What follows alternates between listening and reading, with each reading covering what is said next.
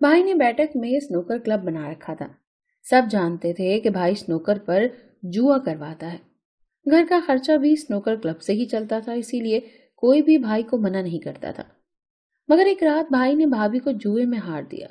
वो लोग भाभी को साथ ले गए। अगली सुबह भाभी घर लौटी तो भाई के होश उड़ गए। किसी भी औरत के लिए इससे बड़ा सानेहा क्या होगा कि उसका शौहर उसे जुए में हार जाए। ऐसी औरत तो जीते जी मर जाती है।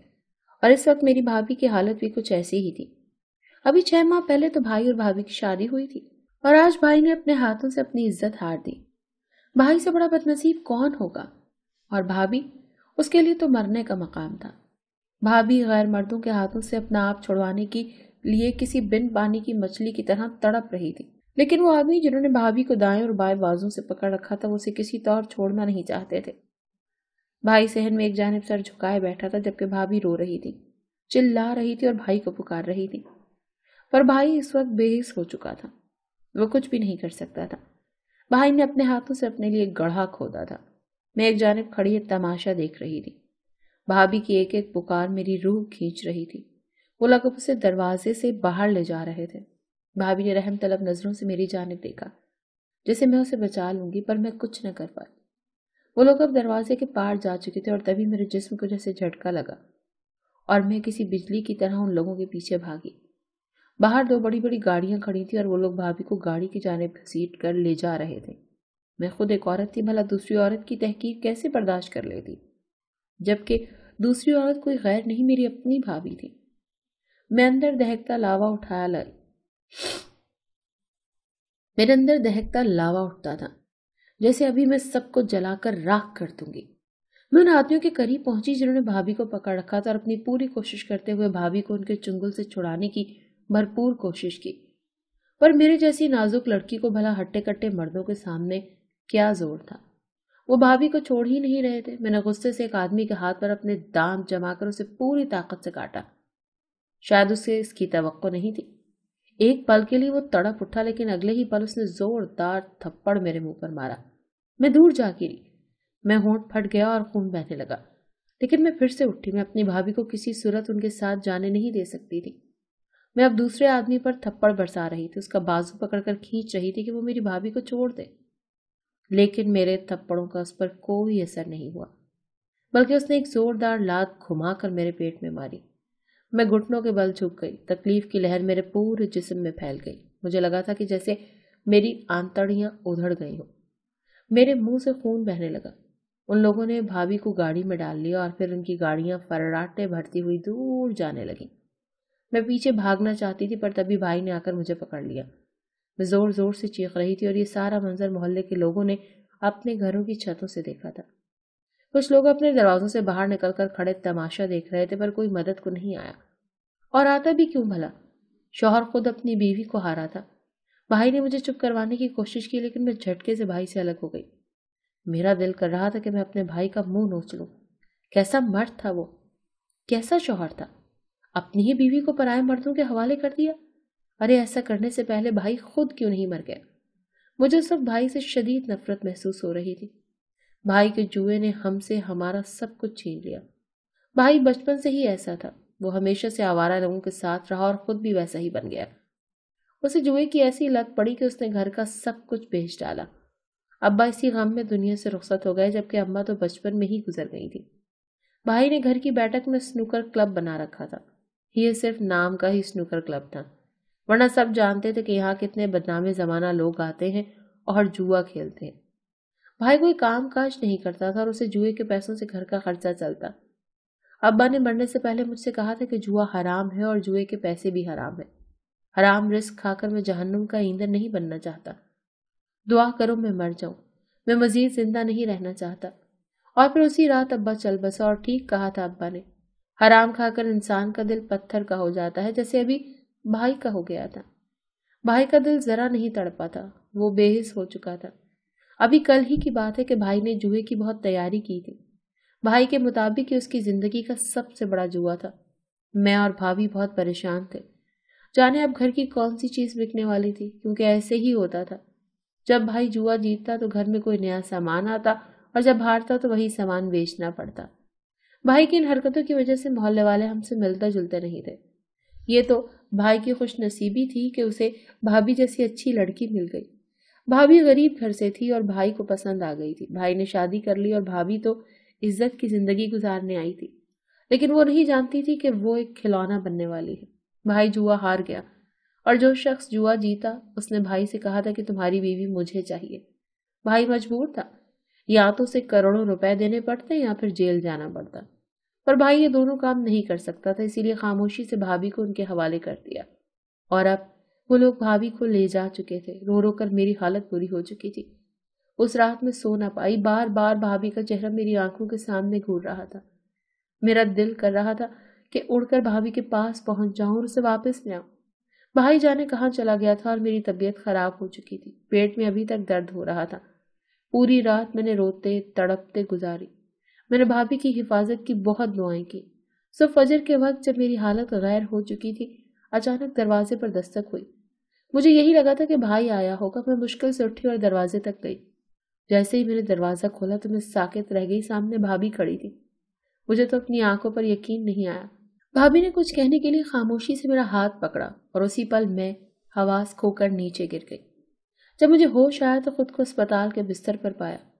میرے ہاتھ پر ڈرپ لگی تھی اور میرے ساتھ بھابھی بیٹھی تھی جو پتھرائی نظروں سے مجھے دیکھ رہی تھی۔ بھابھی سچ میں واپس آ گئی تھی، یعنی وہ میرا خواب نہیں تھا۔ میں نے روتے ہوئے بھابھی کو پکارا، بھابھی، اور بھابھی فوراً اٹھ کر میرے پاس آئی اور میرا ہاتھ تھام لیا۔ تم جلدی ٹھیک ہو جاؤ گی، بھابھی نے مجھے تسلی دی۔ میرے پیٹ پر بری طرح چوٹ لگی تھی، اسی وجہ سے میں اس وقت اسپتال میں تھی، پر مجھے خوشی اس بات کی تھی کہ بھابھی واپس آ گئی تھی۔ مجھے بھائی نظر نہیں آیا اور پھر بھابھی ڈاکٹر کی آواز پر اٹھ کر چلی گئی۔ مجھے ابھی بھی اپنی آنتوں میں درد محسوس ہو رہا تھا اور نرس نے مجھے بے ہوشی کا انجیکشن لگا دیا۔ میری آنکھیں بند رہیں، مجھ پر غنودگی طاری رہی، اور تبھی مجھے بھاری بوٹوں کی آواز سنائی دی۔ میں نے آنکھیں کھولنے کی کوشش کی، لیکن اسی پر سب کچھ دھندلا سا ہو گیا۔ کوئی شخص بلیک پینٹ کوٹ پہنے ہاتھ میں پھول تھامے میرے پاس آیا، پر میں آنکھیں کھول کر اسے ٹھیک سے نہ دیکھ پائی۔ مجھے محسوس ہو رہا تھا وہ میرے سرہانے کھڑا مجھے دیکھ رہا ہے، اور پھر وہ میرے کان کے قریب ہو کر کہنے لگا۔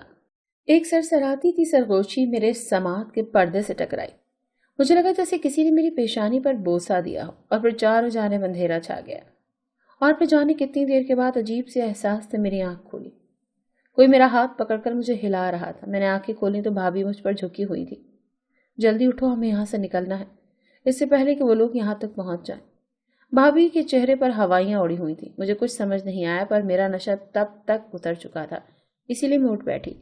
اب میرے جسم میں پہلے جتنی تکلیف نہیں تھی، بس سر ذرا گھوم رہا تھا۔ کیا ہوا بھابھی، سب ٹھیک ہے نا؟ میں نے پریشانی سے پوچھا۔ نہیں، کچھ بھی ٹھیک نہیں، تمہیں یہاں سے جانا ہوگا، دور، بہت دور، ایسی جگہ جہاں پاشا تمہیں ڈھونڈ نہ سکے۔ بھابھی نے میرے پاؤں میں جوتے پہناتے ہوئے کہا اور پھر چادر اٹھا کر میرے سر پر ڈال دی۔ جلدی چلو، تمہارا بھائی باہر انتظار کر رہا ہے۔ بھابھی نے مجھے سہارا دے کر اٹھایا۔ بھائی کا نام سنتے ہی میرے رگوں پہ میں نفرت کی لہر دوڑ گئی۔ نہیں، میں بھائی کی شکل بھی نہیں دیکھنا چاہتی، میں نے غصے سے کہا۔ تمہارے بھائی کا کوئی قصور نہیں ہے، یہ ایک لمبی کہانی ہے۔ پاشا سے میری پرانی دشمنی ہے، پر اس وقت تمہارا یہاں سے جانا بہت ضروری ہے، کیونکہ پاشا کی نظر تم پر پڑ چکی ہے۔ اس نے مجھے اس لیے چھوڑا ہے تاکہ وہ تمہیں حاصل کر سکے۔ بھابھی کی بات سن کر مجھے ایک جھٹکا لگا۔ پاشا؟ یہ پاشا کون تھا؟ میں نہیں جانتی تھی، پر اتنا جان گئی تھی کہ وہ اچھا نہیں تھا۔ اور بھابھی کی کیا کہانی تھی، میں اس سے بھی انجان تھی۔ بڑی مشکل سے ہم اسپتال کے باہر تک پہنچے اور پھر بھابھی نے مجھے ٹیکسی میں بٹھایا۔ اس میں بھائی بھی بیٹھا ہوا تھا۔ بھابھی نے بھائی سے کہا کہ اسے جلدی سے ریلوے اسٹیشن لے جاؤ، میں ان لوگوں کو تب تک روکتی ہوں۔ میرا دل تیزی سے دھڑک رہا تھا، جانے کیا ہونے والا تھا، پر اس سے پہلے کہ ہم وہاں سے نکلتے پاشا کے آدمی وہاں پہنچ گئے، اور تبھی میں نے بڑی سیاہ گاڑی سے ایک پرکشش مرد کو باہر نکلتے دیکھا۔ اس کا رخ ہماری ٹیکسی کی جانب تھا۔ سوٹڈ بوٹڈ سا وہ شخص ایسے تھا جیسے کسی میٹنگ میں جا رہا ہو۔ میرے ذہن میں جھماکا ہوا، یقیناً یہ شخص اسپتال میں آیا تھا۔ میری تو ہتھیلیاں بھیگ گئیں، یعنی اس نے مجھے پیشانی سے چھوا تھا۔ میرا دل اچھل کر حلق میں آ گیا۔ وہ شخص جو پاشا تھا سیدھا میرے پاس آیا اور کہنے لگا، تم خود ہی میرے ساتھ چلو گی یا میں تمہارے بھائی بھابھی کو مار کر تمہیں یہاں سے لے کر جاؤں؟ اس کے لہجے میں بلا کا سرد پن تھا۔ میں خاموشی سے ٹیکسی سے باہر نکل آئی۔ بھابھی نے احتجاج کی کوشش کی، لیکن اسے چپ کروا دیا گیا۔ دراصل میری بھابھی کبھی پاشا کے لیے کام کرتی تھی۔ پاشا ایک بہت بڑا اسمگلر تھا، بھابھی کو مجبوری میں یہ سب کرنا پڑتا تھا۔ जब भाई मिला तो दोनों ने छुपकर शादी कर ली और भाई भाभी को घर ले आया। पाशा ने भाभी को बहुत ढूंढा और आखिरकार वो उससे मिल गई, पर जाने अब क्या होने वाला था। पाशा को अब भाभी नहीं मैं चाहिए थी। और फिर मैं भाई भाभी को वहीं छोड़कर पाशा की गाड़ी में उसके साथ बैठकर उसके बंगले पर आ गई। मुझे पाशा से जरा भी खौफ महसूस नहीं हुआ था। ऐसे शख्स से भला क्या डरना। वो मेरा हाथ थामे मुझे एक कमरे में ले आया। ये सब इतना खूबसूरत था कि मैंने ख्वाब में भी नहीं सोचा था, पर मुझे इसकी तमन्ना नहीं थी। मैंने झटके से अपना हाथ छुड़ाया और खा जाने वाली नजरों से पाशा को घूरा। मेरे ऐसे देखने पर वो हौले से मुस्कुराया और दिल पर हाथ रखकर कहा कि तुम्हारी इसी हिम्मत ने मुझे तुम्हारा दीवाना बना दिया है। पाशा की कभी कोई औरत कमजोरी नहीं रही, पर तुमने जो हिम्मत दिखाई अपनी भाभी को बचाने में, उसने मेरा दिल जीत लिया। पाशा की बीवी को इतना ही दलेर होना चाहिए। इसीलिए जल्दी से ठीक हो जाओ, हम शादी करने वाले हैं। उसकी बातें सुनकर मैं हैरानी से उसे देखने लगी। मैं इतने गुनहगार शख्स से शादी क्यों करूंगी? मैंने जिस इत्मीनान से कहा था, पाशा के चेहरे का रंग उड़ गया। वो खामोशी से मुझे देखने लगा और फिर बोला कि शादी तो तुम्हारी सिर्फ मुझसे ही होगी, वरना दूसरा ऑप्शन तो सिर्फ मौत है। पाशा को अपनी जिंदगी में पहली बार मोहब्बत हुई है और पाशा उसे किसी और का होने नहीं दे सकता।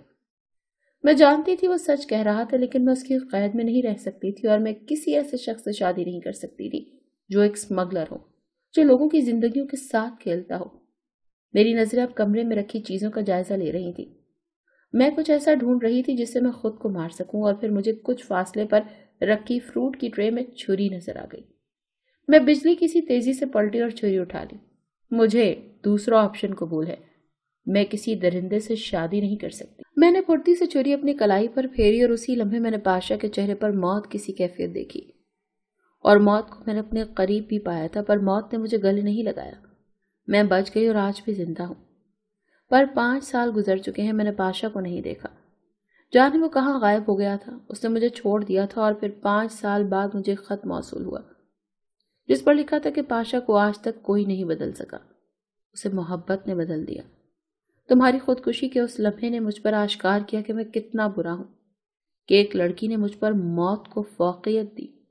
और शायद वही आगाही का लम्हा था। उस लम्हे पाशा मर गया, हमेशा हमेशा के लिए। मैं सब कुछ छोड़कर जंगलों बयाबानों में चला गया ताकि खुद को तलाश सकूं, और मेरी तलाश पूरी हुई। अब मैं इंसान कहलाने के काबिल बन चुका हूं। पर आज भी मैं तुम्हें भूला नहीं हूं।